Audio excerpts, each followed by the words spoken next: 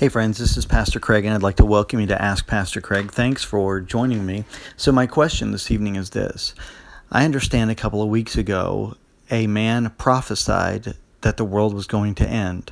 When the date came and went, he decided he'd made a mistake, and that a different date was when the world would end. What's up with guys like this? Is there any truth to it? All right, thanks a lot for your question. I really appreciate it. So, is there any truth to it? Matthew 24, I think verse 36, Jesus says that no man really knows the hour. And of course, the Bible tells us that there are signs of the end that may prompt us to believe we're living in the last days. But that's always been the case. You know, the world has always had problems and complications that led those generations to think, boy, the end must be really near. But here's the reality. Nobody really knows.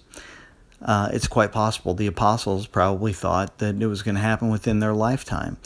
Of course, it didn't. So no one really knows. You know, these guys, these doomsday guys, these guys that are just in love with apocalypse, I always kind of question that. I always wonder how their heart got settled on that instead of settled on God's grace, His love, helping those that desperately need to be tended to.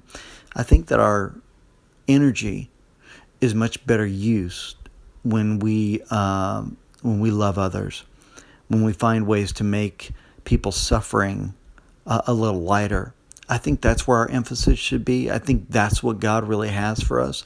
So when it comes to these kind of doomsday type of guys or these predictions, my advice would be to let that go. Don't pay any attention to that. They're really not relevant. They're not helpful. What we need to pay attention to and be inspired by is the gospel and the love of Jesus. So I hope that helps you. Thanks so much for writing. And thanks for joining me this evening. If you want to reach us, you can do that at facebook.com/Pastor Craig Online or facebook.com/ROR Ministries.